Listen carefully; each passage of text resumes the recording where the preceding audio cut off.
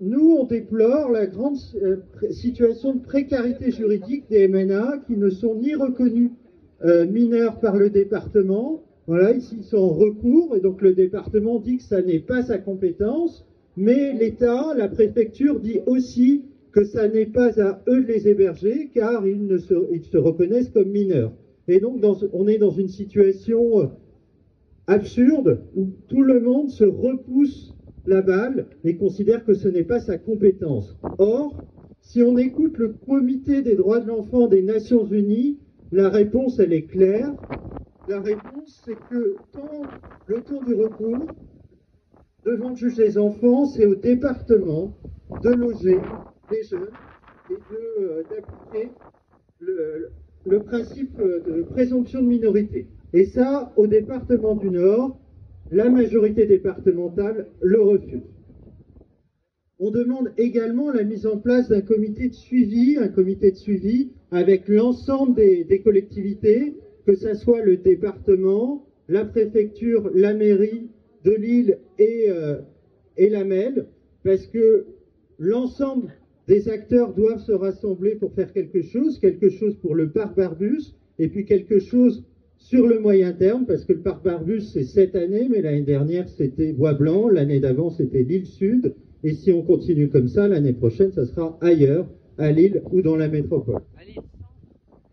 Et donc, il faut un dispositif de long terme. Un dispositif de long terme, c'est possible dans la métropole de Lyon.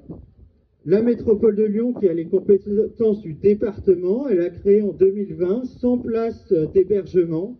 100 places d'hébergement pour les jeunes mineurs MNA en recours, cofinancés avec la préfecture. Ça montre une chose, ça montre qu'un département qui prend ses responsabilités peut faire quelque chose et que Christian Poiret doit faire face à ses responsabilités à lui. On demande également à ce que la mairie de Lille, qui est normalement tenue par la gauche, les socialistes, qu'ils prennent leurs responsabilités, qu'ils écrivent au préfet, au président du département, au président de la MEL, pour mettre en place un comité de suivi, pour qu'il y ait une première réunion officielle, et cette invitation, elle doit être tenue publique.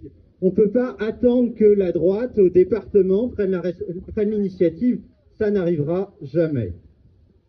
L'automne est là. On a actuellement 70 jeunes qui sont dans des conditions sanitaires déplorables et il est temps qu'une action soit menée, que les pouvoirs publics prennent leurs responsabilités.